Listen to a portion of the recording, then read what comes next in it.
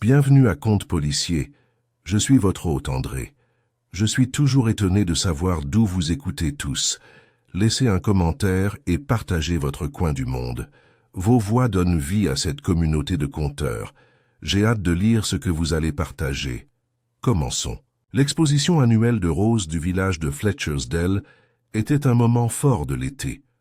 Un léger frémissement d'impatience envahissait la paroisse des Semaines avant même que les tentes ne soient dressées sur le green. La compétition était féroce, surtout entre les dames âgées dont les roses étaient chouchoutées et lissées comme des invités aristocratiques. C'était un monde de rivalité chuchotée, d'éloges feutrés et de sabotage minutieux impliquant des granulés, anti-limaces et des ombrages stratégiques. Cette année, cependant, l'excitation avait été renforcée par l'arrivée d'un invité de renom, le docteur Archibald Montagu, botaniste itinérant, auteur de Le langage secret des fleurs alpines et souvenirs enracinés. Une vie parmi les plantes, c'était un homme dégingandé, au visage buriné par le soleil, aux yeux verts perçants et qui avait tendance à s'attarder trop longtemps avant de répondre à une question. Le docteur Montagu avait loué une chambre chez Madame Kingsley, sur Willow Lane, et bien qu'il prétendît être venu pour le grand air et les fleurs, de nombreux villageois soupçonnaient que son véritable but était plus privé. Le matin de la roseraie s'est déroulé dans un cadre lumineux et calme. Des tables à tréteaux étaient soigneusement dressées sous des tentes en toile crème, chargées de fleurs dans des vases étiquetés en lettres ondulées, dame de Chalotte, escalade d'un iceberg, reine de Suède dans un coin. Près du stand de limonade, une petite foule s'était rassemblée autour du docteur Montagu, qui tenait sa cour avec un léger dédain et racontait des anecdotes botaniques. Sa voix était précise, sèche, et plus adaptée à une salle de conférence qu'à une place de village. J'ai découvert un jour une nature sauvage fleur de rose. Elle fleurit dans un monastère abandonné à Chypre. Son parfum est assez puissant, mais sa survie est remarquable, disait-il en sirotant une limonade tiède. Ces cultivars, ajouta-t-il en balayant les fleurs de la main, sont charmants mais sélectivement mutilés en un sens, trop éloignés de leurs racines sauvages. Miss Marple, assise à côté de son amie Madame Witherby, ne fit aucun commentaire. Elle portait un chapeau de paille gris tourterelle et tricotait avec assiduité, ses aiguilles claquant comme le faible tic-tac d'une vieille horloge. Miss Marple avait appris depuis longtemps qu'on remarquait rarement une femme qui semblait compter ses mailles. « Eh bien, il a vraiment plein d'opinions », marmonna Madame Witherby en se penchant vers elle. « On se demande pourquoi il passe du temps parmi de tels cestropièdes roses, n'est-ce pas ?» Miss Marple esquissa un léger sourire. Peut-être trouve-t-il ici quelque chose d'introuvable dans la nature. Parfois, les gens ne viennent pas pour ce qu'ils prétendent être venus. Cet après-midi-là, alors que les prix étaient annoncés et que le révérend Paulson prononçait son sermon habituel sur la gloire des fleurs et la vertu morale, une petite perturbation se produisit au bord du champ. Un enfant, Thomas Delaney, fils du boucher, s'élança en hurlant de la haie où il explorait. Il était pâle et serrait quelque chose dans son poing. « Ils ont dit de ne pas y toucher », s'écria-t-il. « Ils ont dit que c'était empoisonné. » C'est avéré que ce n'était rien de plus qu'une feuille d'apparence cireuse provenant d'une digitale, mais sa panique a déclenché une vague de murmures. Empoisonné? Où? Qui lui a dit? Tandis que les adultes tentèrent de calmer le garçon, un autre bruit retentit. Un halètement aigu suivi d'un cri strident. Il provenait du bord du terrain d'exposition, où Madame Kingsley se tenait tremblante au bord du portail de son jardin loué, son tablier taché d'herbes coupées. « C'est le docteur Montagu !» cria-t-elle, la voix anormalement haute. « Il est allongé, sur le tapis du salon. Je crois qu'il... Oh mon Dieu, il est mort !» En quelques minutes, un groupe de personnes se précipita vers le cottage, tandis que d'autres courèrent dans la direction opposée pour aller chercher le docteur Penrose et l'agent. Miss Marple se leva lentement et déposa son tricot dans son panier. « Venez, ma chérie, dit-elle à Madame Witherby d'une voix calme, Il n'y a rien à gagner à rester bouche bée, mais j'aimerais beaucoup aller voir comment va la pauvre Madame Kingsley. Madame Witherby l'a suivi à contre-cœur, son bonnet de travers sous l'effet de l'excitation. Croyez-vous qu'il a eu une crise ou quelque chose de terrible à cause du voyage? Miss Marple ne répondit pas immédiatement. Elle se tenait sur le seuil du salon et observait tranquillement. Le corps du docteur Montagu gisait sur le tapis fleuri près de la cheminée. Ses longs membres étaient maladroitement écartés, comme s'il avait tenté de se lever. Sa peau était d'une étrange pâleur grise, et une tasse de thé gisait brisée près de sa main droite. Une légère odeur de menthe flottait. Le regard de Miss Marple passa de la tasse à la table d'appoint où se trouvait une théière à moitié vide, puis au petit bureau près de la fenêtre. Le rabat était ouvert et une feuille pliée de papier à lettres couleur crème reposait sur un livre contenant une fleur séchée. Le docteur Penrose arriva peu après et se pencha pour examiner le corps. « Aucun signe immédiat de violence », murmura-t-il. « Il faudra une autopsie, bien sûr, mais il pourrait très bien s'agir d'une insuffisance cardiaque. Ce n'était pas un jeune homme. » L'agent Drouet, énervé et en sueur dans son casque, a tenté de sécuriser les lieux avec plus d'enthousiasme qu'efficacité. « Nous allons parler à toutes les personnes présentes, » déclara-t-il. « Pas d'inquiétude. Juste le protocole, vous savez. Et s'il vous plaît, ne touchez à rien. » Miss Marple, qui n'avait pas bougé du bord de la pièce, se tourna vers Madame Kingsley. « Quelqu'un d'autre est venu ce matin ?» Madame Kingsley secoua la tête, pâle et tremblante. « Seulement le vicaire et... Oh, Monsieur Giles, de la Société des Antiquaires. Il parlait d'un testament botanique ou d'un truc du genre. Nom latin et spécimen pressé. Je n'ai pas... suivi. »« Un testament ?» demanda Miss Marple à voix basse. « Pas un réel testament. Plutôt un héritage. Le docteur Montagu a parlé d'une collection confiée à de bonnes mains. » Miss Marple hocha la tête. « Curieux, n'est-ce pas? Un homme sauvage qui fait tout. Ce chemin juste pour offrir quelques plantes séchées à un inconnu. Ou peut-être pas un inconnu du tout. » L'agent Drouet parut perplexe. « Vous pensez que c'est un meurtre, Miss Marple? »« Oh non, pas du tout, » répondit-elle gentiment. « Il ne faut jamais tirer de conclusions hâtives.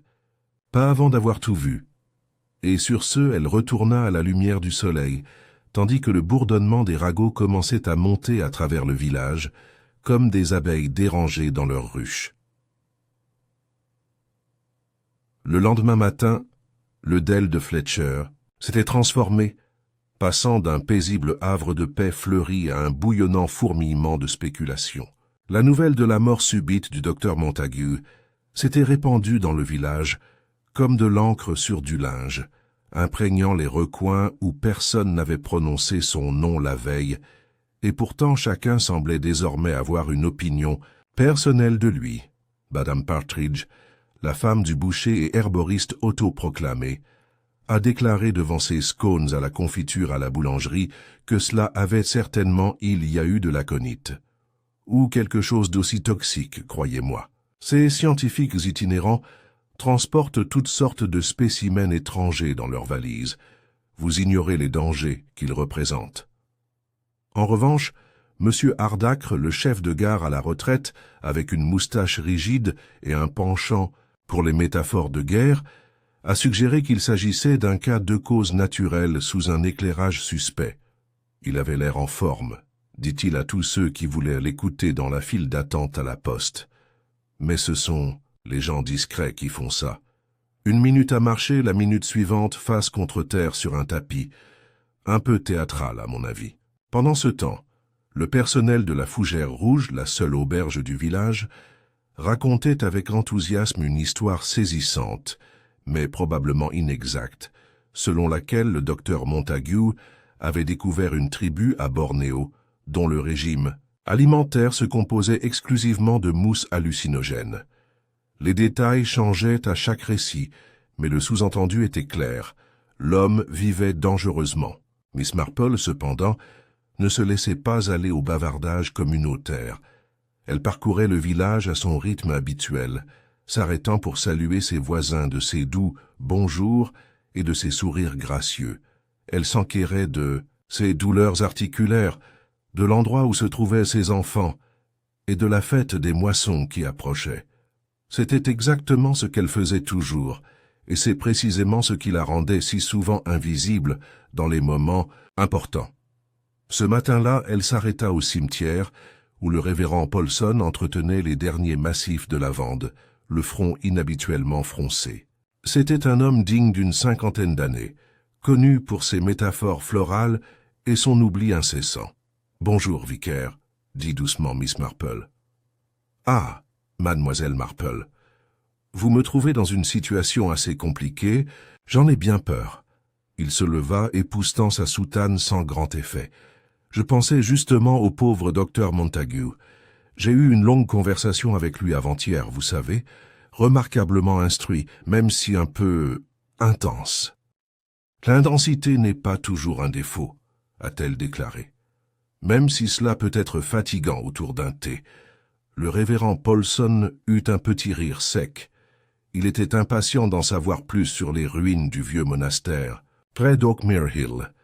Il disait que la flore pouvait révéler des histoires qu'aucun livre n'avait relatées. Je lui ai dit qu'il s'agissait surtout d'orties et de ronces, mais il est resté enchanté. « A-t-il mentionné quelqu'un nommément ?» demanda-t-elle. « Y a-t-il des botanistes ou des institutions avec qui il correspondait ?» Paulson pencha la tête. « Je me souviens d'une lettre qu'il a reçue. Elle lui a été remise au petit déjeuner alors que j'étais chez Madame Kingsley. Sa femme de chambre la lui a transmise. Il a semblé surpris. Il l'a vite glissée dans sa poche. Une lettre personnelle, alors ? Je le pensais, mais il est devenu philosophe par la suite. Il a parlé d'héritage et de ce que l'on laisse derrière soi. J'ai pensé qu'il écrivait peut-être un autre livre, ou en conclure une. » te dit doucement Miss Marple. « Vous l'aimiez bien, vicaire ?»« Eh bien, je ne l'ai connu que quelques jours, mais oui, je le trouvais plutôt attentionné. Un homme qui portait un fardeau personnel, pour être honnête. » Miss Marple hocha discrètement la tête. « La plupart des gens le font, d'une manière ou d'une autre. Merci, vicaire. Vous m'avez été d'une grande aide. » Son arrêt suivant fut chez les Kingsley, sur Willow Lane. Madame Kingsley s'était réfugiée dans sa chambre à cause des vapeurs et était accompagnée de sa sœur, une femme sévère aux chignons serrés et à l'air désapprobateur envers tout, visiteur ne portant pas de bouillon. Mais Ivy, la femme de chambre, était impatiente de parler. Elle rencontra Miss Marple juste derrière le portail, où elle étendait le linge et observait la rue du village avec un vif intérêt. « C'était affreux, mademoiselle, » murmura-t-elle. Un instant, il réclamait de l'eau chaude pour sa tisane à la menthe, il en voulait toujours. Et l'instant d'après, il était blanc comme la craie. Je n'avais jamais rien vu de pareil. « As-tu apporté le thé toi-même ?»« Oui, de l'herbe fraîche, sortie tout droit de la cuisine. Mais il avait déjà versé une tasse. Il a dû préparer la première lui-même. Bizarre, ça. » « Est-ce que quelqu'un d'autre est entré ou sorti du salon pendant qu'il était là ?» Ivy hésita. « Eh bien, Monsieur Giles est passé, le vendeur de livres. Il parlait encore de plantes, d'un folio ou d'un spécimen rare. Je leur ai apporté des sablés. Est-ce que Monsieur Giles a bu du thé ? Non, mademoiselle. Il ne prend pas de caféine. Il dit que ça perturbe son sommeil. Il a bu de l'eau à la place. » Miss Marple réfléchit à cela avec un léger murmure, et le docteur Montague semblait-il contrarié après le départ de Monsieur Giles, un peu perturbé, je dirais. Je suis allé au jardin et j'ai contemplé la tonnelle de rosiers pendant près de 10 minutes. J'ai cru qu'il avait pris racine. Merci, Ivy. C'est très clair. Vers le milieu de l'après-midi, un petit rassemblement s'était formé dans la serre de Madame Wetherby pour un thé après le spectacle des roses, déjà prévu mais maintenant transformé en une discussion sur la mort mystérieuse. Mademoiselle Hartwell, l'institutrice à la langue acérée et aux lunettes encore plus acérées, sirotait son thé avec une précision implacable. « Je ne l'ai jamais aimé, » déclara-t-elle. « Trop prétentieux. Et les collectionneurs de fleurs sont soit des saints, soit des serpents. Pas de juste milieu. » « Mademoiselle Hartwell, haleta Madame Wetherby. Eh bien, c'est vrai. il ne respectait pas les gens, seulement les spécimens. Monsieur Giles, maigre, les yeux humides et essuyant constamment ses lunettes, était assis tranquillement dans un coin. Il respectait le savoir, dit-il soudain. Nous avions des différends, mais il comprenait le poids de l'histoire dans une usine. C'était important pour lui.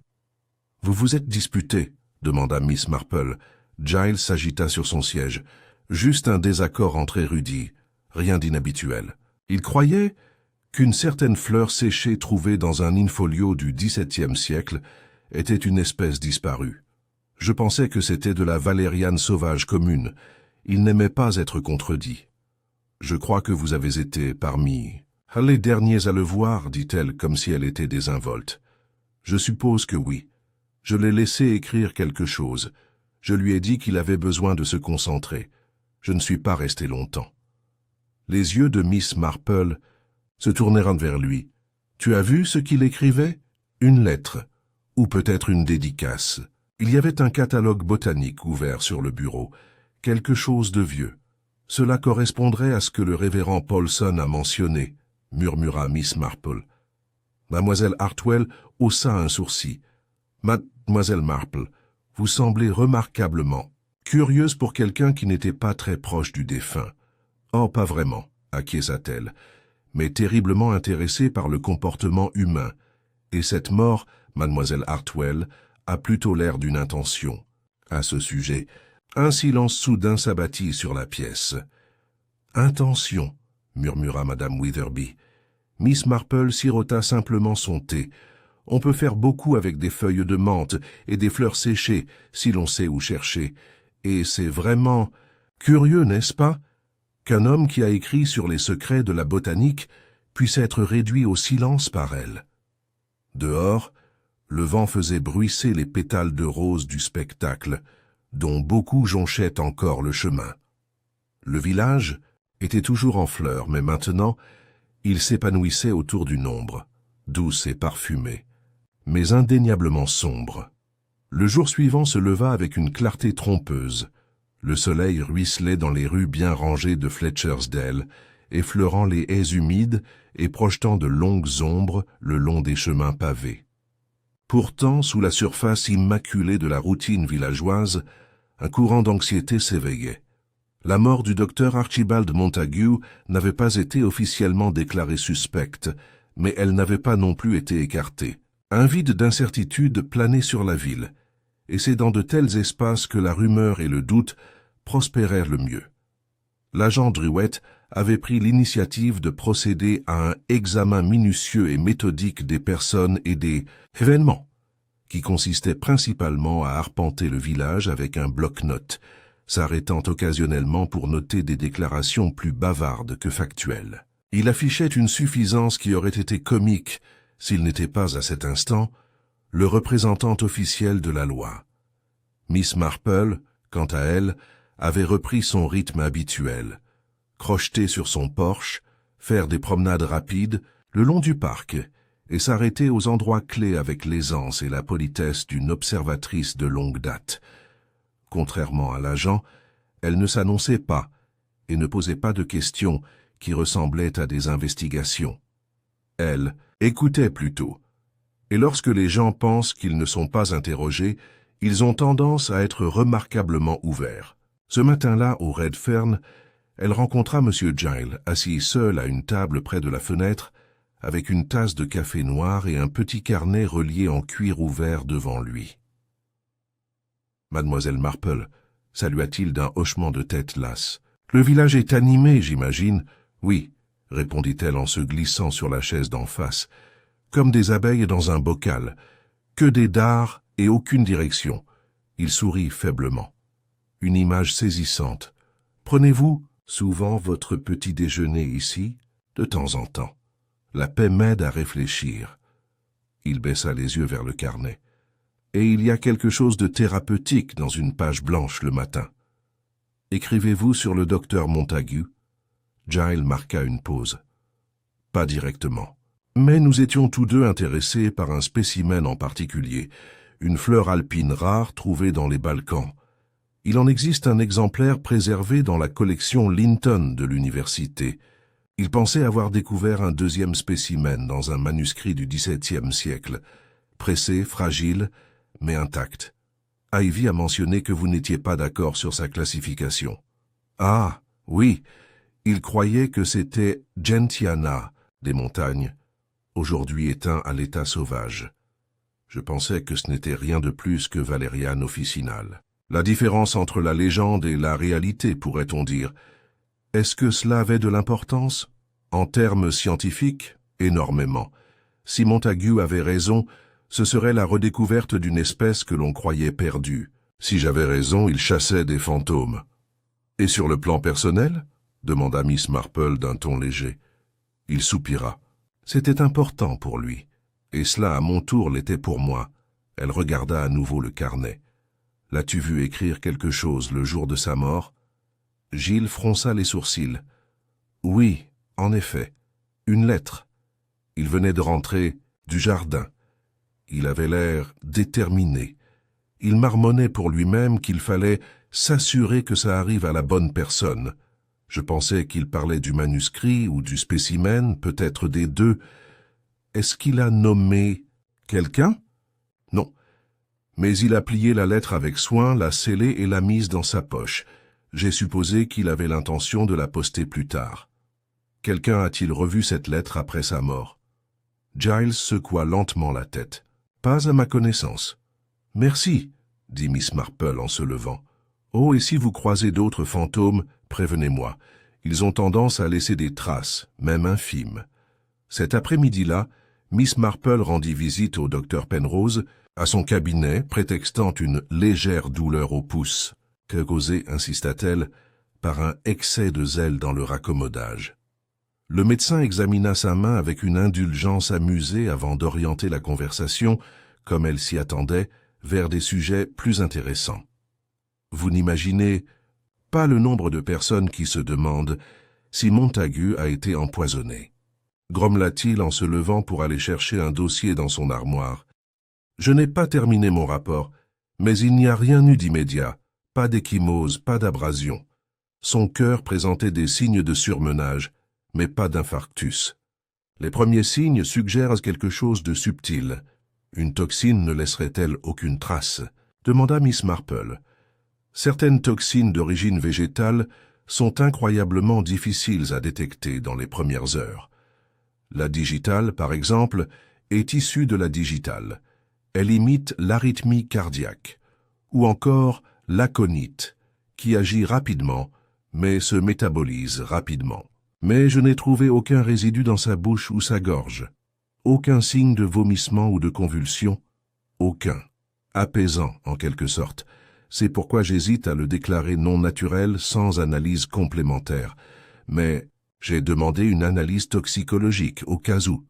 Miss Marple hocha la tête. Et la tasse de thé? Qu'en penses-tu? Il s'est brisé lorsqu'il s'est effondré. A-t-on conservé quelque chose pour analyse? Le docteur Penrose parut penaud. J'ai bien peur que non. L'agent Driwet a laissé la femme de ménage vider les lieux avant mon arrivée. Le tapis était propre. La tasse avait été jetée. Il y a très peu de choses à vérifier. Miss Marple ne soupira pas, mais ses yeux se fermèrent brièvement de déception. Dommage. Dans les romans policiers, le thé est souvent plus dangereux qu'il n'y paraît. Le docteur rit doucement. Mademoiselle Marple, vous avez une imagination délicieusement morbide. Pas de l'imagination, docteur, de l'observation. Plus tard dans la journée, tandis que le crépuscule s'étendait sur le dell de Fletcher, Mademoiselle Marple se retrouva à la bibliothèque paroissiale. C'était une modeste pièce délavée par le soleil, située au-dessus de la salle des fêtes, gérée par un bénévole retraité nommé M. Tweedle, à moitié sourd, mais farouchement protecteur des archives de près. « Bonsoir, Monsieur Tweedle, » dit-elle doucement. « Est-ce qu'il pleut ?» demanda-t-il en mettant son oreille en coupe. « Non, pas de pluie. J'espérais trouver quelque chose sur la flore alpine, et plus précisément sur l'histoire de l'agentiane espèce. Oh, oui, oui. Il y a un vieux volume, Herboristerie des montagnes de Walpole, je crois. Je ne le prête pas souvent. Un peu. C'est qu'il s'éloigna en traînant les pieds et revint quelques instants plus tard avec un épais livre couvert de poussière. À l'intérieur se trouvait une feuille légèrement jaunie. Le nom du docteur Montagu était griffonné d'une écriture serrée. Alors il a lu ça? Oh oui.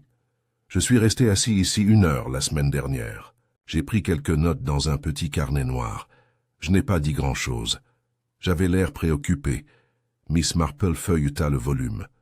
Une fleur pressée, brune et cassante, était glissée entre 2 pages, oubliées depuis longtemps. Gentiana des montagnes, mais quelque chose de similaire. Elle rendit le livre doucement. « Merci, monsieur Tweedle, je crois avoir ce qu'il me faut. » En descendant les marches dans l'air frais du soir, elle sentit un subtil changement dans sa pensée. L'image commençait à se dessiner, pas encore. Complète, mais suffisante pour comprendre que le docteur Montagu n'était pas venu simplement pour les roses ou le charme rustique. Il était venu pour régler quelque chose qui impliquait un héritage, une possession, et peut-être une ultime tentative pour prouver qu'il n'avait finalement pas eu tort, et quelqu'un n'avait pas aimé ce que cela aurait signifié. Miss Marple s'arrêta devant la maison Kingsley sur Willow Lane. Les rideaux étaient tirés. Une douce lumière brillait à l'intérieur. À l'intérieur, quelque part, se trouvait la clé, peut-être dans une lettre pliée aujourd'hui disparue, ou peut-être dans une fleur séchée ou un nom catalogué à tort. Derrière toutes ces politesses civilisées se cachait du ressentiment, de l'orgueil et une infime trace de panique, la nature humaine dans ce qu'elle a de plus fragile. Et Miss Marple, avec ses aiguilles, ses promenades dans le village et ses yeux sereins, enfilait tranquillement les pièces ensemble. Le village de Fletchersdale était entré dans une phase curieuse, une accalmie avant les réponses officielles, mais après que les soupçons eurent de commencer à germer comme des ecchymoses sous la surface. L'enquête n'avait pas encore été annoncée, mais la présence policière s'était progressivement renforcée. Un policier en civil du comté avait été dépêché pour apporter son aide, ce que tout le monde interprétait comme signifiant « cette mort n'est plus considérée comme entièrement naturelle ». Miss Marple, quant à elle, gardait un détachement élégant.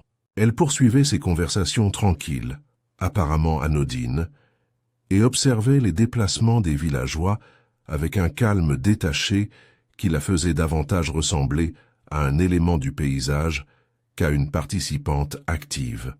Pourtant, derrière ces délicates dentelles et ses propos affectueux sur la marmelade, un esprit travaillait avec une clarté implacable. L'agent Druette n'a pas perdu de temps pour choisir un suspect probable, Ivy, la femme de ménage. « Je n'aime pas le dire, Miss Marple, » dit-il solennellement, alors qu'ils se rencontraient près de la boulangerie un matin, mais la jeune Ivy avait accès, un mobile et une opportunité. Miss Marple haussa un sourcil, l'air légèrement intéressé. Motif, agent? Il s'éclaircit la gorge. Elle n'a pas apprécié la façon dont le docteur Montagu lui a parlé. Il l'a traitée de simplette. Il a critiqué la façon dont elle a nettoyé le foyer, apparemment. Et elle a évoqué une dispute à propos de l'eau de lavage. Des détails, bien sûr, mais les esprits peuvent s'échauffer de façon inattendue. Miss Marple hocha la tête, l'air pensif. Et l'opportunité, je suppose, est évidente. C'est elle qui lui a préparé son thé. Exactement, dit Drouet, triomphant. Elle aurait pu y mettre quelque chose, il ne l'aurait pas su. Et aucun témoin. Tout le monde était dehors à admirer les dahlias. Oui, répondit lentement Miss Marple, même si cela semble un peu lourd de la part d'Ivy. Elle me paraît pragmatique, pas théâtrale. Poison est un choix curieux. Elle aurait pu lire ça quelque part. Ces femmes de ménage sont plus intelligentes qu'elles ne le laissent paraître. En effet, acquiesça Miss Marple d'un air absent, bien que ses pensées aient déjà commencé à dériver vers un fil conducteur entièrement différent. Elle ne croyait pas qu'Ivy en était responsable. La jeune fille pouvait bien bavarder trop librement et se laisser aller au mélodrame, mais elle manquait de froideur, contrôle, pour planifier une mort aussi silencieuse et efficace. Non, ce crime exigeait quelque chose de plus délibéré, de plus précis. Miss Marple rendit donc une nouvelle visite, cette fois dans un coin plus calme du village, où les haies étaient de plus denses et les ombres plus longues. Elle fut reçue poliment par Madame Isobel Strode, veuve d'un ancien notaire et discrète bienfaitrice de la société horticole locale. Madame Strode était une grande femme réservée, la soixantaine avancée, avec un chignon argenté et un regard qui ne manquait de rien. Fière de ses connaissances botaniques, elle entretenait une magnifique serre privée, qu'elle ouvrait une fois par an à des invités triés sur le volet. « Mademoiselle Marple, » dit-elle en offrant du thé dans une porcelaine fine. « Vous devez pardonner le désordre du jardin. J'ai été très préoccupée par cette maudite affaire. »« C'est compréhensible, » dit Miss Marple en sirotant poliment. « Ça a perturbé tout le monde. »« C'était un homme difficile, » dit Madame Strode en posant sa tasse. « Je ne prétends pas le contraire. Savant, certes, mais il traitait tout le monde comme un inférieur. Je l'ai invité à déjeuner une fois, et il m'a corrigé 3 fois avant la soupe. Et pourtant, dit doucement Miss Marple, vous avez fait don d'un vieux spécimen à ses recherches, n'est-ce pas?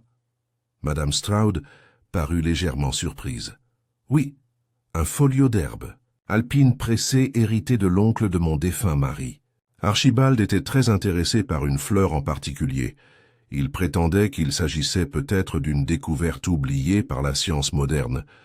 J'ai trouvé tout cela plutôt fantaisiste. Ça te dérangerait de le lui donner? Madame Strode marqua une pause. Pas au début, mais il ne me l'a jamais rendu. Et puis j'ai appris qu'il en avait parlé dans son prochain article, avec seulement une brève note de bas de page à mon intention. J'ai trouvé cela, eh bien, plutôt insipide. En effet, surtout si le spécimen était le vôtre. Exactement. Madame Strode se pencha en avant. Mademoiselle Marple, croyez-vous qu'il était assassiné? Miss Marple sourit faiblement. Je crois que quelqu'un voulait le faire taire. Savoir si cela constitue un meurtre est une question de procédure. Madame Strode expira lentement, retrouvant son calme. Eh bien, pour être franche, je soupçonne Monsieur Giles. Vraiment? La voix de Miss Marple resta douce. Oh oui, il avait beaucoup à gagner. Les découvertes d'Archibald auraient complètement éclipsé son travail. Et j'ai entendu dire par la rumeur que M. Giles avait récemment déposé une demande de subvention sur la base de son version de la classification. Si Archibald avait publié en premier, cela aurait tout gâché. Exactement. Miss Marple la remercia et partit peu après, son esprit se tournant maintenant plus intensément vers M. Giles. Il avait toujours semblé légèrement déséquilibré, nerveux, incertain mais avec une fierté fragile sous la surface. Le genre d'homme qui aspirait à la reconnaissance, mais peinait à l'obtenir. Un homme qui pouvait secrètement détester quelqu'un comme le docteur Montague, dont le génie s'accompagnait d'une arrogance acérée. De retour à la maison, Miss Marple tourna son attention vers un cahier qu'elle avait commencé. Des colonnes bien rangées, soigneusement étiquetées, suspect, motivation, opportunité. Le nom d'Ivy était là, bien sûr, avec une note, du thé, de l'accès, mais pas de véritable motif. Madame Strode a suivi. Spécimen perdu, académique léger, mais calme, méthodique. Gilles, envie professionnelle. Lettre vue pour la dernière fois avec lui. Désaccord sur la classification. Tempérament nerveux. Elle marqua une pause. Cette lettre, celle que le docteur Montague avait écrite avant sa mort. Giles l'avait vue. Il avait dit que Montague l'avait mise dans la poche de son manteau. Mais elle n'avait pas été retrouvée après sa mort, et il aurait été tout à fait naturel, n'est-ce pas, que quelqu'un déjà présent dans la pièce le récupère discrètement. Les pensées de Miss Marple furent interrompues par un coup frappé à la porte. C'était le révérend Paulson, l'air troublé. « Mademoiselle Marple, je suis désolé de vous déranger, mais il y a un imprévu. » Elle l'a fait entrer. Il s'agit du manuscrit, celui que le docteur Montague a laissé. Je pensais que ce n'était que des notes botaniques, mais j'ai regardé de plus près. Il y a des annotations cryptées ou déguisées, et des références à un curateur. Un administrateur? Oui, comme s'il avait prévu de confier son œuvre à quelqu'un en particulier. Mais il n'y a pas de nom. Les yeux de Miss Marple se plissèrent légèrement. « Puis-je le voir ?» Il sortit le mince journal de son manteau. Il sentait légèrement le vieux papier et les feuilles de menthe. À l'intérieur se trouvaient des croquis botaniques, des fragments pressés et une série de notes marginales écrites en latin et en grec abrégé. « Curieux, » dit-elle en parcourant la dernière page, « ce n'est pas que de la botanique, c'est un testament. Un testament, au sens ancien, une déclaration, peut-être même un transfert de responsabilité. Ce qui soulève une question, n'est-ce pas? Quelle question, si quelqu'un d'autre était au courant? Et si oui, craignait-il ce qui serait révélé? Dehors, les premiers signes de pluie caressèrent les feuilles. Le village était à nouveau silencieux, mais c'était un silence d'attente, comme la pause avant l'orage. Miss Marple referma doucement le livre. Le suspect le plus probable avait été trouvé. Mais vraisemblance, comme elle le savait bien, n'était pas synonyme de vérité. La pluie, qui avait commencé par un léger crépitement, devint à un rythme régulier le lendemain matin, teintant Fletchersdale de doux gris et argent. Les pétales de rose, vestiges du spectacle du village, étaient maintenant détrempés et s'enroulaient le long des sentiers, leur gloire passée s'étant estompée en confettis humides. Les villageois, contrariés dans leur course quotidienne, restèrent chez eux, laissant les rues étrangement calmes. Miss Marple, cependant, appréciait ces journées. Elles permettaient à ses pensées de suivre leur cours naturel, sans être interrompues par des plaisanteries ou des courses. Elle était assise à son bureau près de la fenêtre. Le journal laissé par le révérend Paulson ouvert devant elle, sa tasse de thé intacte. Le fragment de flore pressé près de la dernière page l'intriguait. Il n'avait pas été noté dans la liste des spécimens, chose étrange pour quelqu'un d'aussi précis que le docteur Montagu. Elle souleva délicatement la feuille transparente qui conservait le fragment. La fleur était pâle, presque translucide une fois séchée, disposée en éventail et dotée de minuscules poils sur la tige. Pas une gentiane, pas de valériane non plus. Elle fronça les sourcils. La fleur résonna faiblement dans sa mémoire. Pas d'après. Des études botaniques, mais provenant d'une vente de charité près de 15 ans plus tôt. Une composition inhabituelle dans une couronne venue du continent.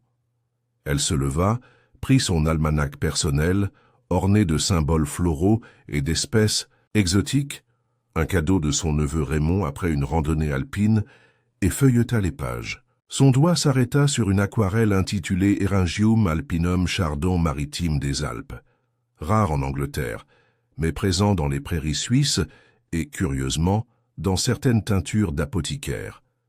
Miss Marple plissa les yeux. Elle n'avait jamais entendu Montagu mentionner une telle fleur. Aucun villageois ne se souvenait non plus qu'il en ait parlé. Alors pourquoi était-il ici, imprimé comme une signature près de la fin du manuscrit? Il y avait autre chose aussi, un léger résidu sur le coin du parchemin, à peine visible, comme si quelqu'un l'avait manipulé avec des doigts humides ou des gants récemment retirés. La fleur avait été insérée, après. Le reste du journal avait été compilé, c'était certain, et cela, pensa-t-elle, était le premier vrai mensonge.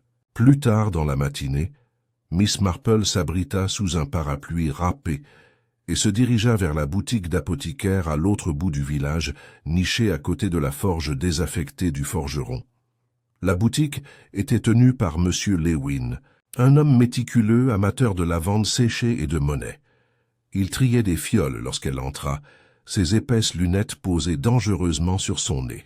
« Mademoiselle Marple », dit-il avec un sourire d'un intérêt intellectuel, « une teinture pour les genoux ou pour l'esprit ?»« Peut-être un peu des deux, » répondit-elle chaleureusement. « Je me demande si vous avez en stock Eryngium alpinum. » Il haussa les sourcils. « Une demande rare.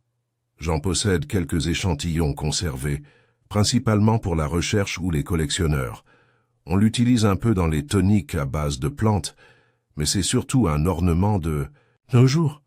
Sauriez-vous par hasard si le docteur Montagu en demandait ?» Lewin réfléchit. « Pas que je me souvienne. Il a demandé des nouvelles de la digitale, bien sûr, comme tous les botanistes le font, mais pas de la Chardon-Marie. Attendez. Il se tourna vers le registre. Puisque vous le dites, il y a eu un visiteur il y a 2 semaines. Pas Montagu, mais Monsieur Giles. Il s'est renseigné sur un spécimen. Je lui ai dit que ce n'était pas courant ici, mais il semblait très intéressé. Les lèvres de Miss Marple se pincèrent presque imperceptiblement. En a-t-il acheté? Ah non.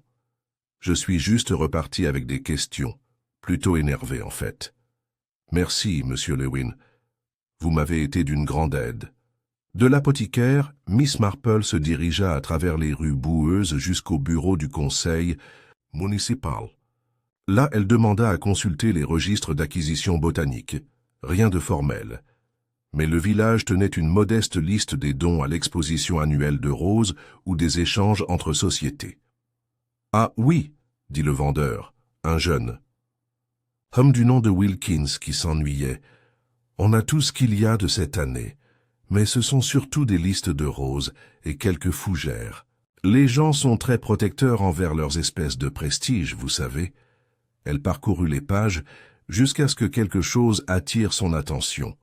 Une note dans la marge d'une entrée et spécimen privé donné pour être exposé et non pour être jugé. Il a été marqué pour le Tente botanique historique, une exposition à part de la compétition officielle. Miss Marple se souvenait maintenant, un simple cadre laqué noir avec une poignée de fleurs pressées sous verre, étiquetée en calligraphie manuscrite. Elle l'avait dépassé sans s'arrêter, attirée par une discussion plus animée autour. D'un thé et pourtant, A.M. Cela ne pouvait être qu'Archibald Montagu. Elle ferma le registre, remercia Wilkins et se dirigea vers la salle des fêtes où les vestiges de l'exposition de roses étaient encore en cours de démontage. On repliait les tables, on empilait les pancartes en paquets et on roulait les banderoles pour la fête de l'année prochaine. L'exposition de botanique historique, en revanche, était toujours intacte dans un coin, attendant d'être rendue à son donateur. Là, derrière une vitre poussiéreuse, se trouvaient 3 spécimens, Alchemilla alpina, Gentiana verna, et à l'extrême droite, un pressé Eryngium alpinum, le même type exact que dans le journal. Miss Marple examina attentivement le verre. Une légère tache dans le coin inférieur droit. Des traces de doigts ou... Elle se pencha plus près. Non, une trace de menthe. L'odeur même qui avait subsisté dans le salon du docteur Montagu. Il y avait une carte cachée derrière le cadre, prêtée par la succession de feu G. E. Stroud, sous la direction d'Isobel Stroud. Miss Marple cligna des yeux. Le défunt mari de Madame Stroud. Alors le docteur Montagu avait-il emprunté le spécimen à la succession Stroud pour l'inclure dans son manuscrit? Ou Madame Stroud en avait-elle fait don de manière indépendante et quelqu'un d'autre en avait-il inséré un double dans le journal de Montagu après sa mort? Quoi qu'il en soit, il y avait désormais un lien. Une fleur pressée apparaissant 2 fois là où elle aurait dû apparaître une fois. Elle rentra chez elle d'un pas rapide, le cœur battant, non pas à cause de l'effort, mais à cause de la froide prise de conscience que quelqu'un essayait de réécrire les preuves après coup. Ce soir-là, après un souper modeste et une lettre à son neveu, Miss Marple ressortit le journal. Elle compara la fleur séchée à la photographie qu'elle avait discrètement prise du spécimen encadré exposé. Identique en teinte, forme et taille, elle provenait probablement de la même source originale.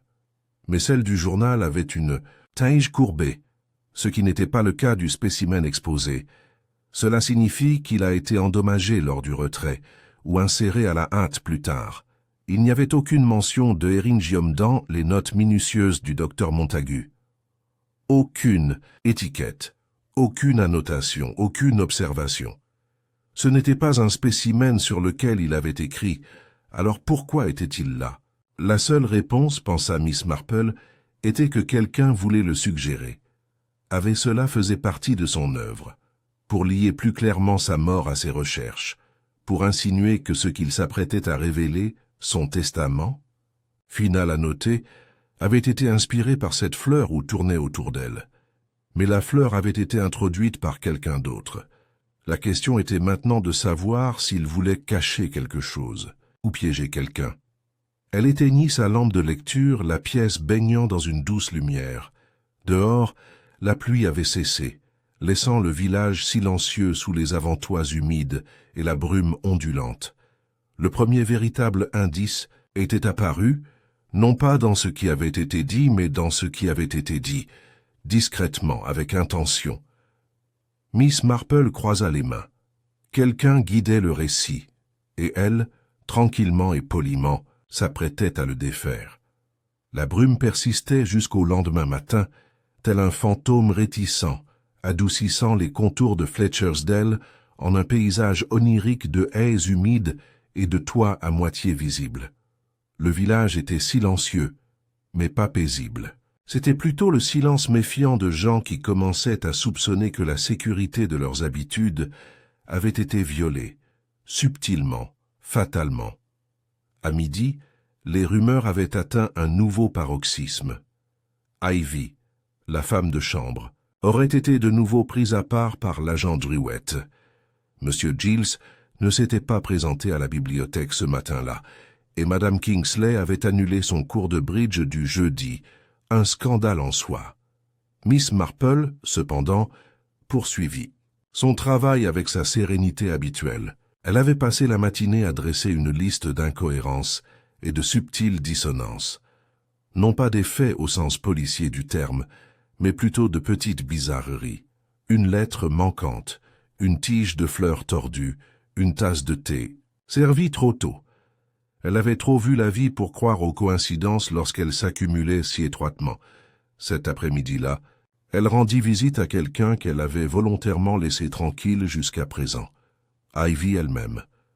La femme de ménage l'accueillit sur le perron arrière de la résidence Kingsley, se tordant les mains dans son tablier. « Oh, Miss Marple, je n'ai rien fait de mal, je le jure. »« Je sais, ma chère, » dit Miss Marple d'une voix berceuse. « Je voulais juste te parler de quelque chose que je trouve curieux. À propos de l'après-midi où le docteur Montague est décédé. » Ivy hocha la tête, les yeux remplis d'inquiétude. « Tout le monde dit que c'est moi. Mais j'ai juste apporté le thé, comme toujours. Il avait fait le sien plus tôt dans la journée. Je n'y ai jamais touché. Je ne suis pas là pour vous accuser, dit doucement Miss Marple. Mais je me demande, vous souvenez-vous quel livre le docteur Montague lisait ce jour-là? Était-ce son journal de botanique ou autre chose? Ivy renifla, réfléchissant intensément. C'était ce vieux livre marron, celui qu'il gardait près de la banquette. Il disait qu'il fallait le laisser à la lumière pour bien voir le papier. Il y avait des fleurs séchées dedans, des fleurs de fantaisie. Il m'avait dit de ne pas épousseter à côté. Est-ce que quelqu'un d'autre l'a touché? Monsieur Giles, oui, cet après-midi-là, il est venu prendre le thé et ils ont beaucoup parlé des pages. Ils se sont disputés peut-être, mais sans crier ni rien. Après son départ, le docteur Montague semblait bouleversé. Est-ce qu'il a laissé le livre tranquille après? Non, mademoiselle. Il s'est assis dessus avant la remise des prix. Il a pris des notes. Puis il a dit qu'il allait y ajouter quelque chose qui réglerait tout. C'étaient ses mots. Mais il m'a dit de ne pas le déranger. Miss Marple hocha la tête pensivement. L'a-t-il enfermé? Non, mademoiselle, il n'en a pas eu l'occasion. Je lui ai apporté du thé et puis... Eh bien, tout s'est passé. Miss Marple la remercia d'une touche réconfortante sur la main et lui promit que la vérité, telle une racine enterrée, finirait par se révéler à la surface. Après avoir quitté la maison des Kingsley, elle se dirigea vers la bibliothèque. M. Giles était revenu, après tout. Sa voiture était garée de travers près du portail, et, à l'intérieur, il était assis, voûté, à la table du fond, entouré d'ouvrages de référence ouverts, les doigts maculés d'encre, le visage blême. Elle s'approcha silencieusement, mais il la vit venir et essaya de se redresser. « Je suppose que tu penses que c'est moi qui l'ai fait. »« Je ne pense pas du tout, » dit Miss Marple en s'asseyant à côté de lui. « Mais je commence à penser que quelque chose a été retiré du manuscrit du docteur Montagu avant l'arrivée du gendarme. Quelque chose d'important. Les lèvres de Giles tressaillirent. « Tu parles de la lettre. » Miss Marple le regarda calmement. « Fac, alors ça a bel et bien existé. » Il baissa les yeux. « Oui, il l'a écrit pendant que j'étais là. Il l'a scellé. Il a dit qu'il ne devait l'ouvrir que s'il lui arrivait quelque chose. Il l'a glissé au dos du journal, derrière la dernière page. Et tu l'as pris? J'ai paniqué. Je ne l'ai pas tué. Mais je savais que ce que disait cette lettre ruinerait ma carrière. Il allait me désigner comme l'homme qui avait tenté de s'attribuer le mérite de sa découverte.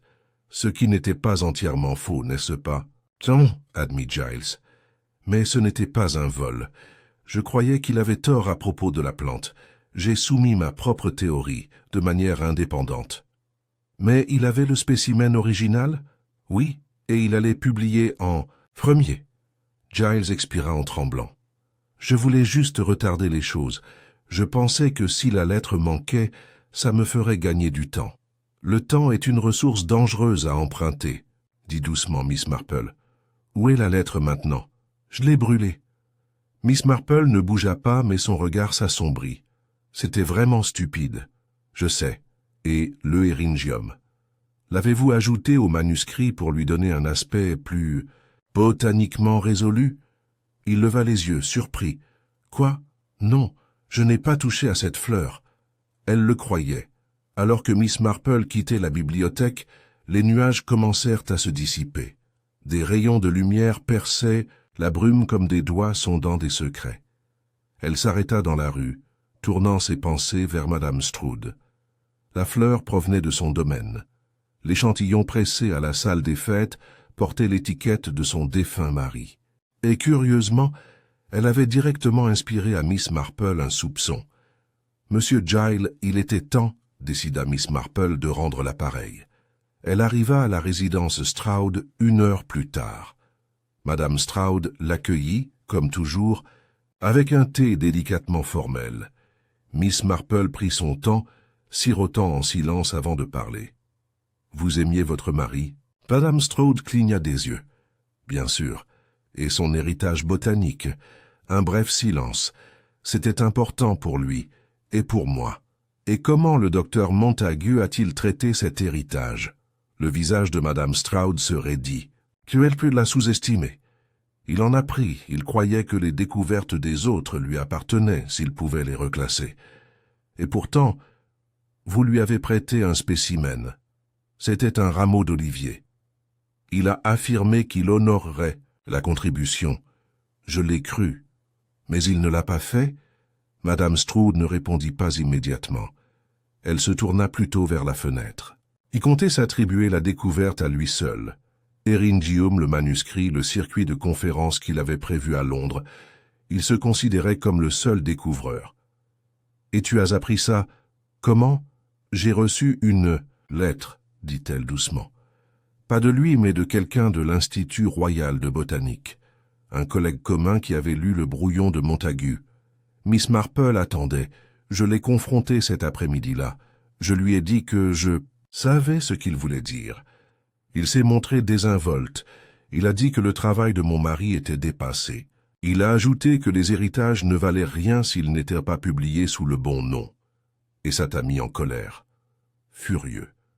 Miss Marple se pencha en avant, la voix très douce. « Avez-vous falsifié le manuscrit ?» Madame Stroud soutint son regard. « J'ai rétabli la vérité, j'ai ajouté ce qui aurait dû y être, la fleur de mon mari, son symbole, et j'ai écrit une dernière note, non signée, mais précise. Tu as forgé la main de Montagu ?» Elle n'a pas nié. Je ne supporterai pas que ces mensonges soient le dernier mot. « Mais tu ne l'as pas empoisonné ?»« Non, dit-elle, et sa voix tremblait à présent, presque emplie de chagrin. « Mais je ne regrette pas qu'il soit mort avant d'avoir pu trahir tous ceux qui lui avaient fait confiance. » Miss Marple se leva. « Merci, Madame Stroud. » Elle rentra lentement chez elle à travers le brouillard qui s'éclaircissait. Maintenant, le paysage s'était affiné. Le manuscrit avait été modifié, oui. La lettre avait été détruite, oui. Mais la cause du décès reste incertaine. Et quelqu'un, peut-être pas Madame Stroud, peut-être pas Giles, avait utilisé la distraction de l'héritage et de la rivalité pour cacher quelque chose de plus dangereux. Le temps du thé tranquille et des conversations douces touchait à sa fin. Le test final de Miss Marple approchait. La fin de la semaine, Fletchersdale avait retrouvé une certaine routine, même si l'illusion s'estompait. Les enfants passaient encore devant la poste à vélo en poussant des cris de joie, et la boulangerie affichait toujours rupture, 2 stocks de brioches aux raisins à midi. Mais les conversations s'enlisaient mal à la simple mention du docteur Montagu. L'agent Drouet poursuivait sa lente tournée, ses notes devenant chaque jour plus confuses et moins décisives. Même l'arrivée d'une simple enveloppe portant l'inscription du bureau du coroner en attente des résultats de toxicologie ne parvint pas à dissiper l'atmosphère d'attente qui régnait dans le village. Miss Marple, quant à elle, commençait à ressentir un léger malaise, non pas né du doute, mais de la clarté. Trop de choses avaient été révélées, trop tôt et trop clairement. C'était en soi anormal. Ce n'était pas le manque de suspects qui la troublait, mais leur surabondance. Trop de gens avaient des mobiles, trop de gens détenaient des secrets. Et pourtant, quelque chose d'essentiel n'avait pas encore émergé. Le premier quart de travail est arrivé tard dans l'après-midi brumeux d'un jeudi. Elle revenait d'une promenade dans le cimetière, soi-disant pour cueillir de l'aubépine pour une composition séchée, mais en réalité, elle espérait apercevoir le révérend Paulson et le questionner davantage sur les annotations du manuscrit. Il n'était pas là. Personne d'autre non plus.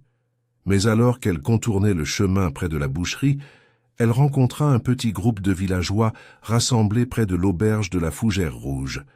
Une vague d'excitation flottait dans l'air. « Je vous le dis », dit Madame Partridge, les yeux écarquillés et les joues rouges. Elle s'est effondrée là, juste après avoir ouvert le paquet. « Qui ?» demanda doucement Miss Marple, rejoignant la périphérie du groupe. « Madame Kingsley ?» répondit la boulangère, en baissant la voix jusqu'à un murmure respectueux. « On dit qu'elle a crié puis s'est évanouie. Le docteur Penrose est avec elle. Il a demandé à être en privé. Était-elle blessée? Pas une égratignure, mais pâle comme de la craie. On dit que c'était choc. Choc de quoi? » Madame Partridge baissa encore la voix. On lui a envoyé quelque chose d'horrible par la poste. Miss Marple ne posa pas d'autres questions. Elle se contenta de tourner les talons et de remonter d'un pas calme et déterminé Willow Lane, où se dressait la maison Kingsley, son portail entr'ouverte et un agent de police posté devant. L'agent Drouet s'est raidi en la voyant. « Mademoiselle Marple », dit-il, comme s'il s'attendait à une résistance. Le docteur Penrose a dit qu'il n'y avait pas de visiteurs pour le moment. « Je comprends parfaitement, » dit doucement Miss Marple. « Je me demandais simplement si vous aviez vu l'objet en question, celui qui a causé tant de détresse. » Il fronça les sourcils. « C'est bizarre. Une petite enveloppe. Pas de mots. Juste une fleur séchée à l'intérieur. Une de ces jolies fleurs bleues. » Les yeux de Miss Marple ne s'écarquillèrent pas, mais une attention plus profonde s'y installa. Un chardon marin, c'est celle-là, la même que celle encadrée à l'exposition, je crois. On aurait dit une étoile épineuse. Elle ouvrit l'enveloppe et commença à haleter. Elle dit que c'était une menace. Puis-je vous demander, est-ce que c'était publié localement? Pas d'adresse de retour, mais c'est arrivé par la boîte aux lettres du village. Puis-je le voir? Je suppose que oui, dit Drouet à contre-cœur, sortant de la poche de son manteau une petite enveloppe en papier soigneusement marquée et scellée dans une pochette en plastique. Miss Marple l'inspecta sans la toucher, ivoire uni, sans écriture autre que l'adresse. À l'intérieur, la fleur était écrasée, mais suffisamment intacte pour être identifiée. Eryngiomalpinum. Encore. Et pas de mots? Aucun. Mademoiselle Marple hocha brièvement la tête. Merci, agent. Veuillez dire à Madame Kingsley que j'espère qu'elle se rétablira rapidement. Elle rentra chez elle, l'esprit en ébullition, non pas à cause de soupçons insensés, mais de quelque chose de plus aigu, la terreur. Quelqu'un voulait que Madame Kingsley peur, mais pas pour faire du mal, pas physiquement. Non, Ce n'était pas une deuxième attaque. C'était un message, et le message était « Tu sais quelque chose. Ce soir-là, Miss Marple était assise à son bureau, recoupant ses notes, lettres et croquis. Une page en particulier attira son attention. Un mot d'Ivy, la femme de chambre, écrit à sa demande et déposé discrètement dans sa boîte aux lettres. Il avait parlé à Madame Kingsley avant le thé. Il lui avait dit qu'il allait lui confier quelque chose. Une enveloppe scellée, peut-être? Elle n'en avait pas dit beaucoup, juste qu'il l'appelait la dernière pièce. Puis il avait demandé à être seul. Mais cette enveloppe, quelle qu'elle soit, n'avait jamais été retrouvée. Miss Marple se leva et retourna au cottage des Kingsley, cette fois juste après le crépuscule. La pluie était revenue, légère et silencieuse. Le village semblait enveloppé de gaz. Ivy a ouvert la porte avant de frapper. « Miss Marple » murmura la fille. « Elle va mieux. »« Je ne vous dérangerai pas, » répondit Miss Marple.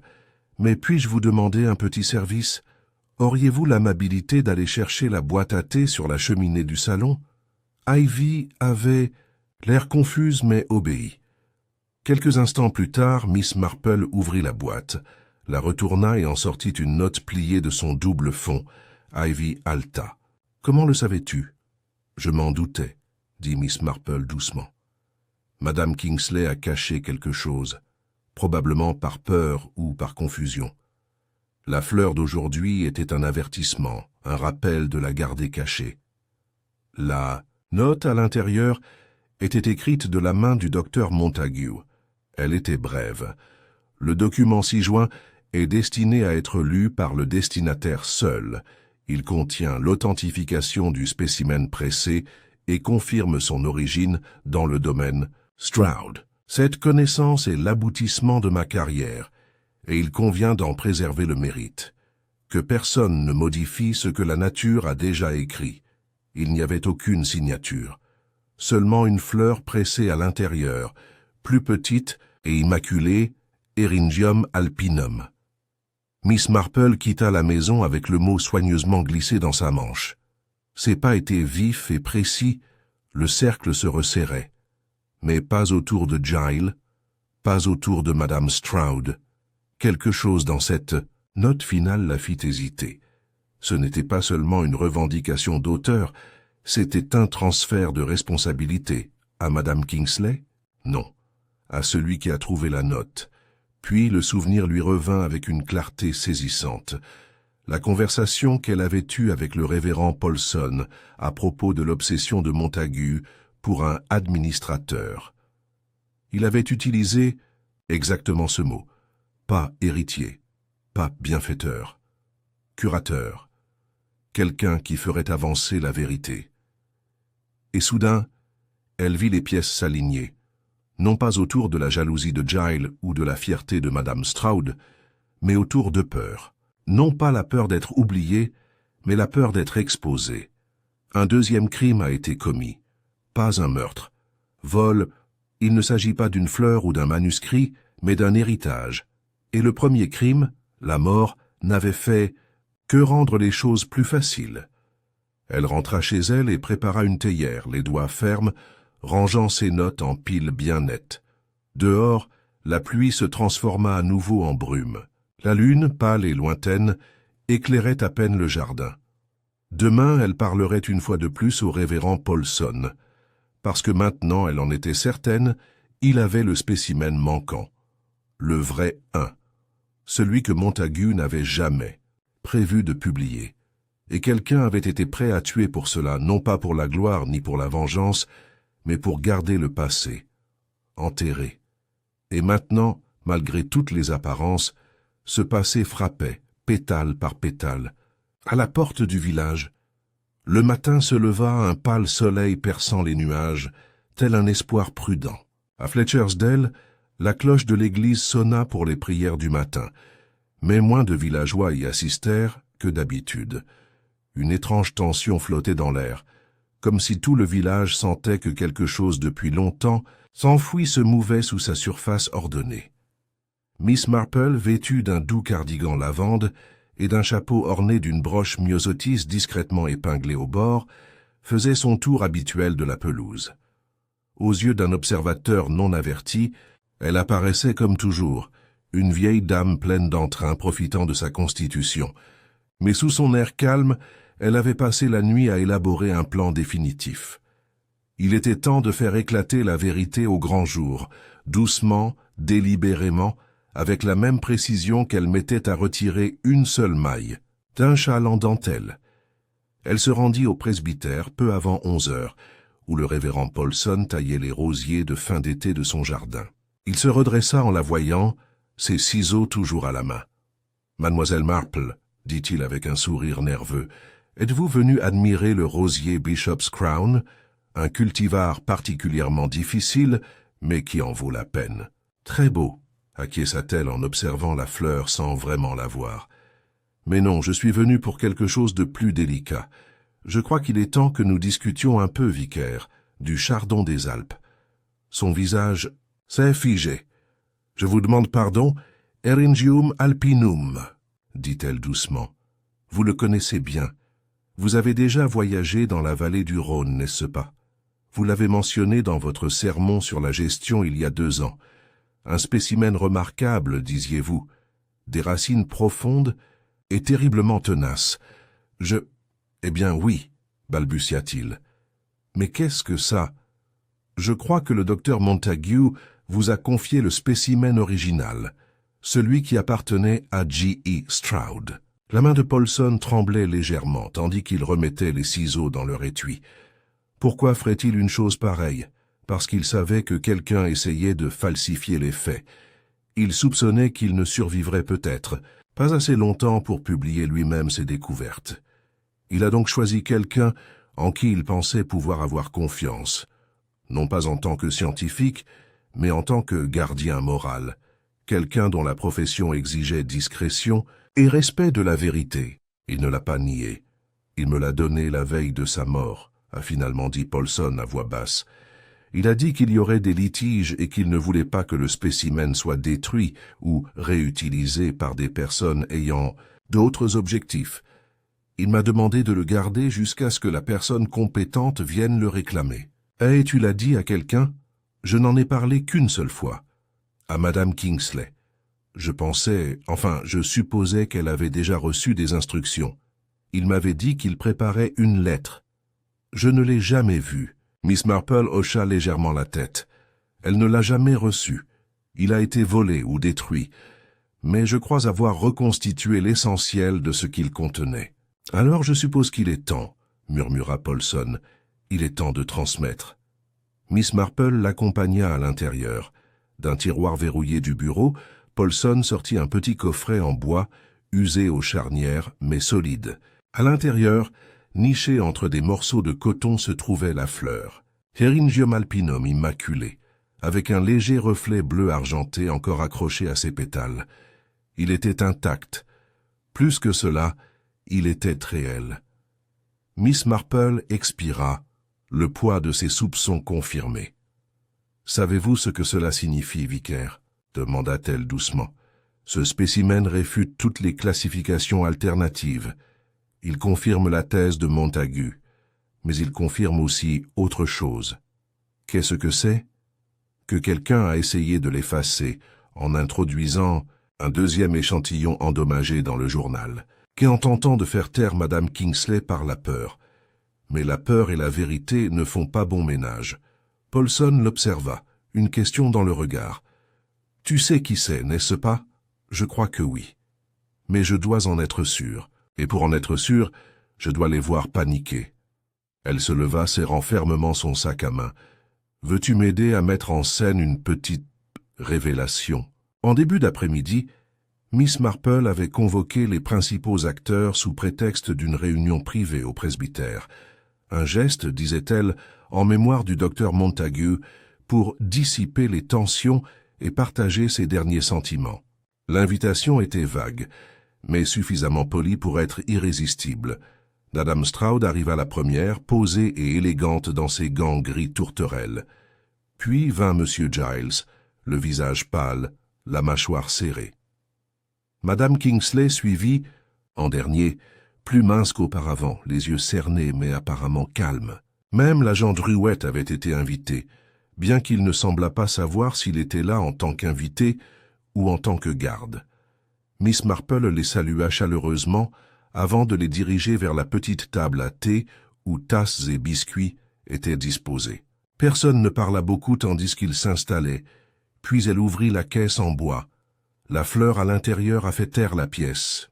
Certains d'entre vous, commença doucement Miss Marple, croient peut-être avoir déjà vu cette fleur. Une version en figurait dans le manuscrit.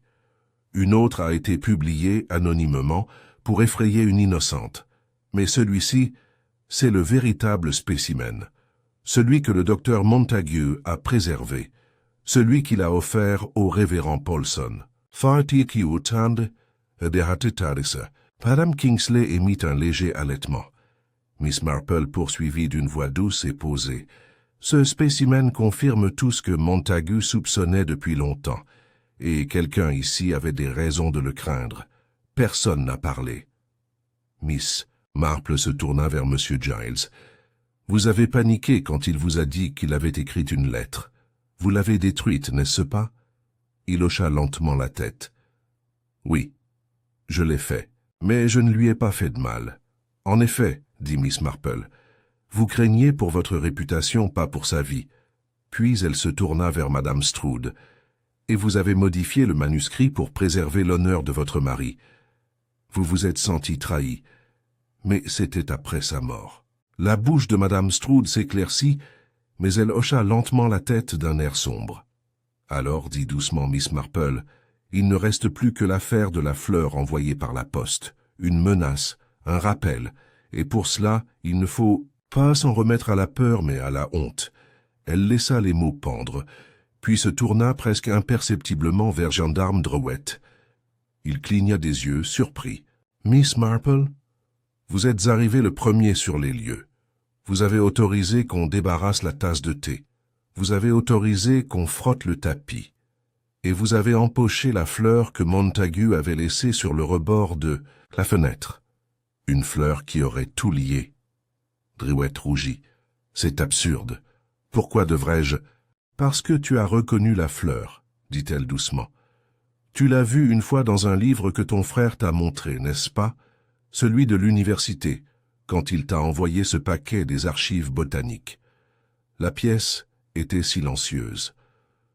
Tu étais autrefois un étudiant prometteur, poursuivit-elle, mais quelque chose a mal tourné, une bourse perdue, un dossier entaché. Ton frère a continué à prospérer, tu es resté sur place.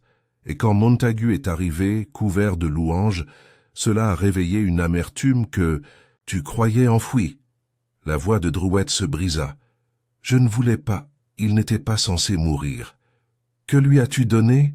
demanda Miss Marple. « Un extrait en poudre, de racines de chardon maritime, inoffensif en soi, mais pris avec de la menthe. Ça imite un arrêt cardiaque, » conclut Miss Marple. « Propre.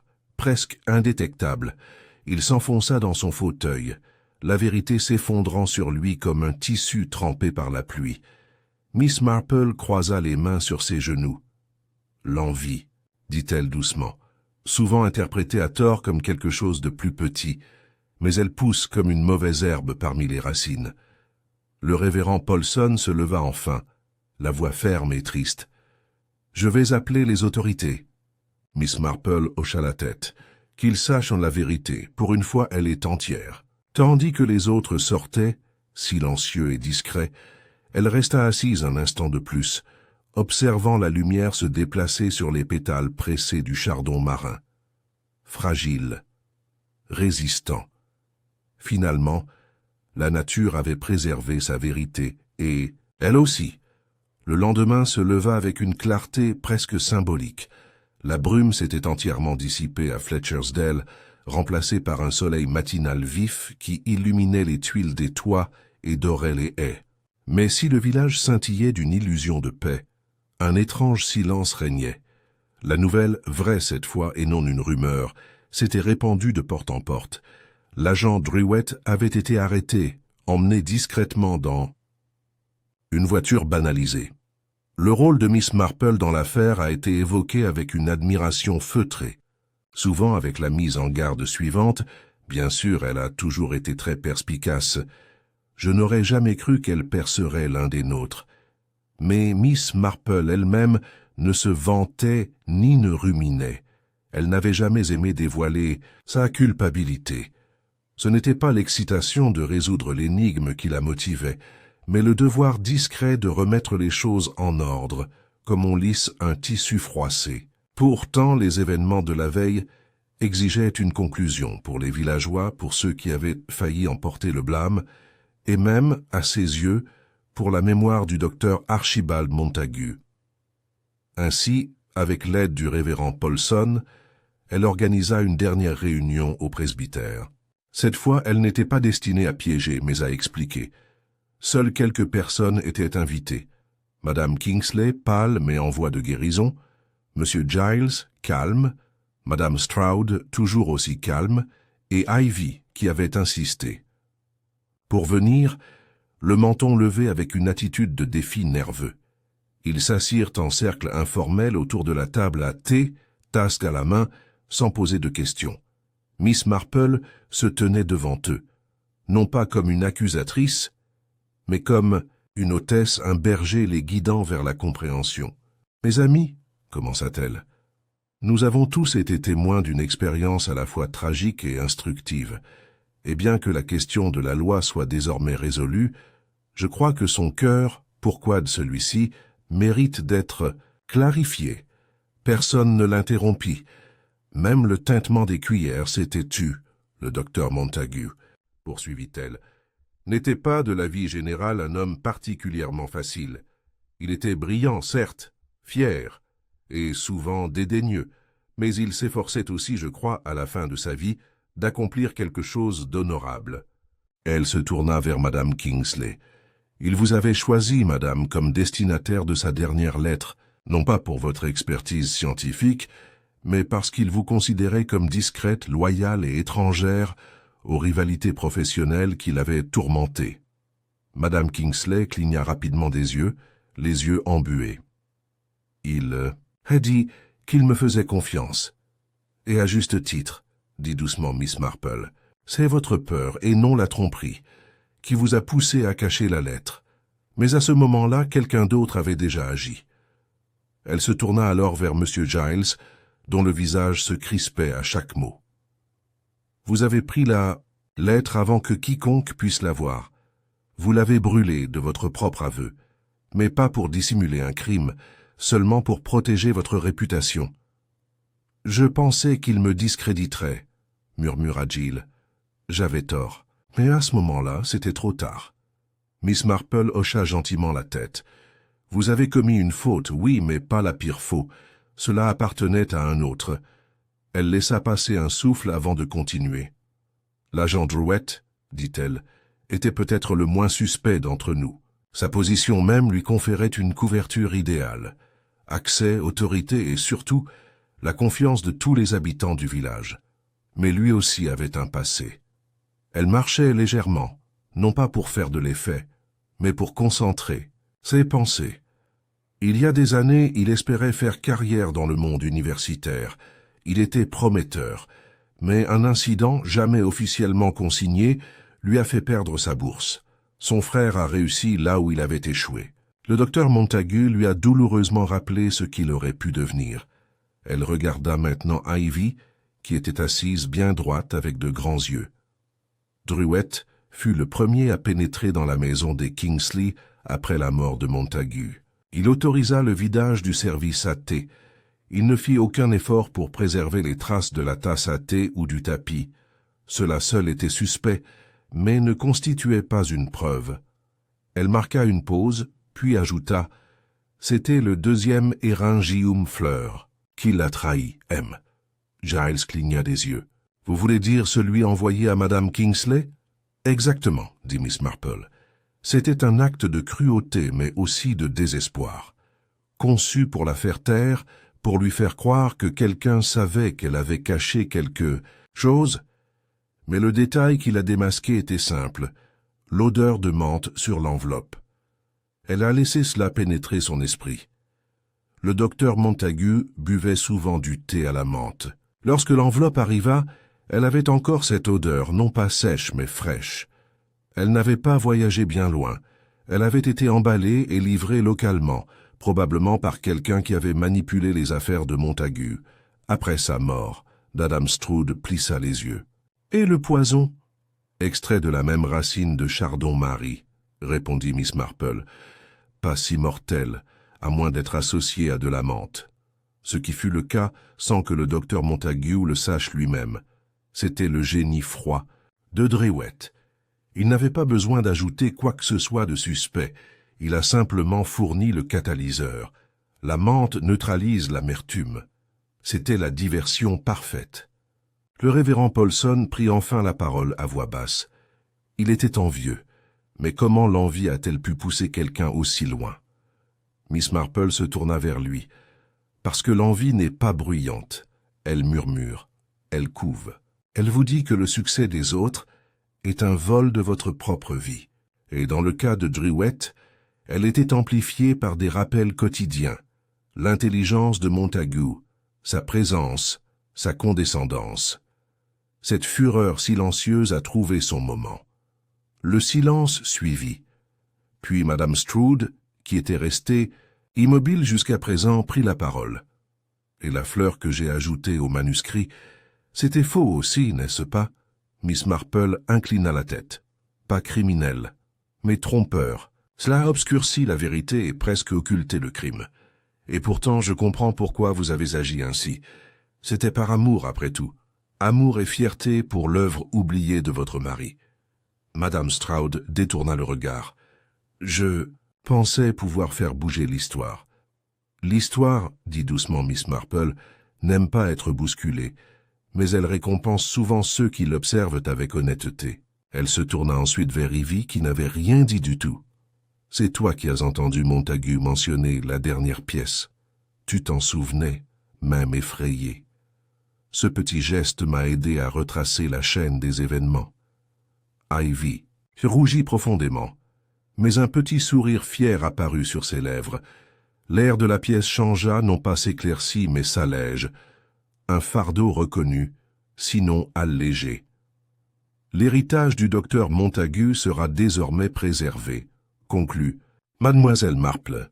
La classification exacte, le spécimen original et la vérité sur sa découverte seront tous présentés en son nom, avec les remerciements appropriés à ceux qui l'ont aidé et à ceux qui ont veillé à l'honnêteté de son travail. Personne ne contestait, il n'y avait plus rien à cacher. Ils s'attardèrent un moment, sirotant du thé, la conversation abordant la météo et les réparations du toit de la chapelle. La vie, avec son inexorable courant, avait repris son cours. Miss Marple resta pour aider le révérend Paulson à ranger les tasses.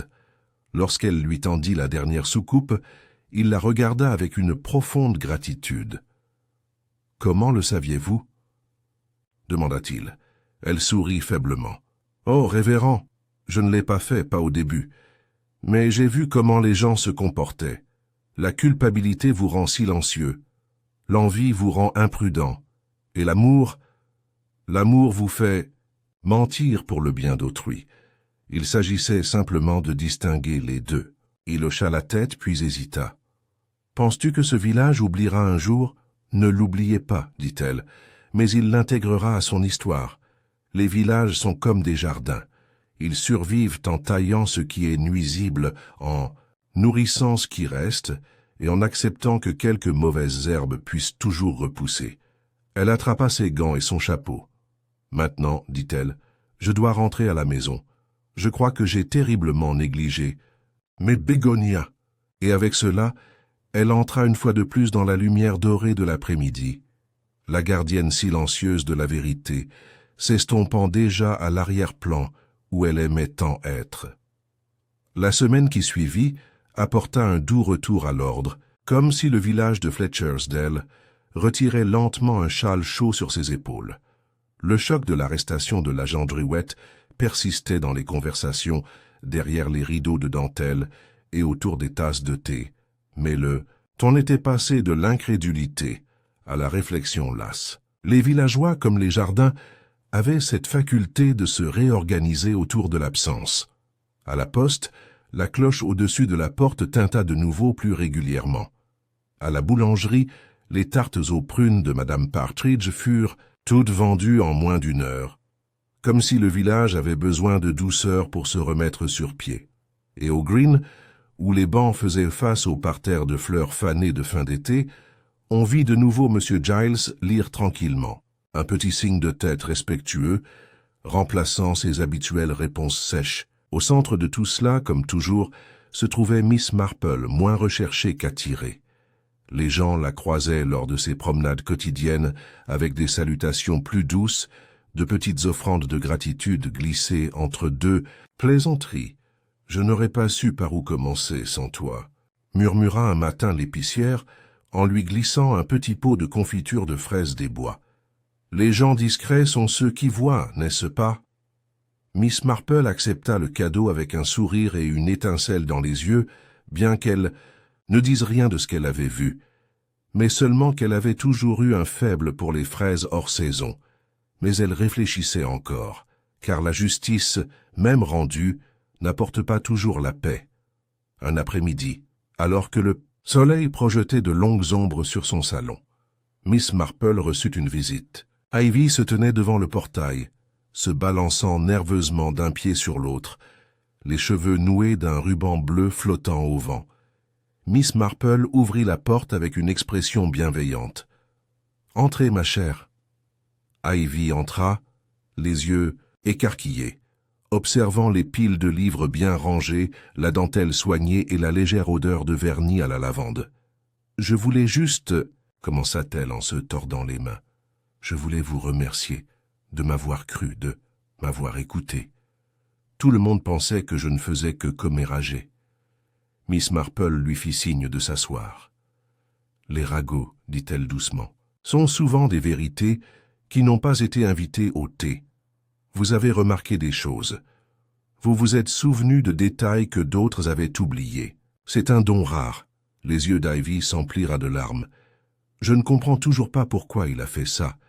L'agent Druitt, je veux dire. Il avait l'air gentil. »« Il l'était autrefois, » répondit doucement Miss Marple. « Mais parfois, on mesure sa vie non pas à ce qu'on a, mais à ce que les autres ont eu le droit de garder. » Ils sirotèrent du thé dans un silence convivial. Après le départ d'Ivy, Miss Marple sortit son carnet du tiroir du bureau, des pages désormais remplies d'écritures en boucle, d'observations méthodiques, de noms et de motivations. Elle retourna au début, à la toute première entrée. Mort de Montagu. Possible empoisonnement. Réaction du village. Elle l'avait écrit alors qu'elle n'était pas encore certaine que cela deviendrait plus qu'un simple commérage. Maintenant, l'histoire était complète. Et pourtant, la question qui la taraudait ne concernait pas la culpabilité ou la méthode, mais l'héritage. Le docteur Montagu n'était pas venu pour être admiré, mais pour préserver quelque chose.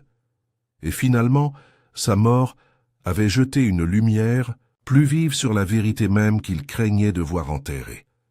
Le manuscrit, restauré et annoté avec soin par la Société botanique de Londres, avait été accepté pour publication à titre posthume.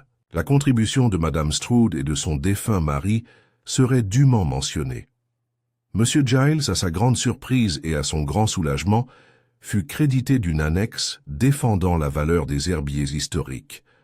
Le Royal Institute fit savoir que le spécimen préservé serait conservé de façon permanente sous une cloche de verre, avec une pancarte portant non pas un nom, mais 4.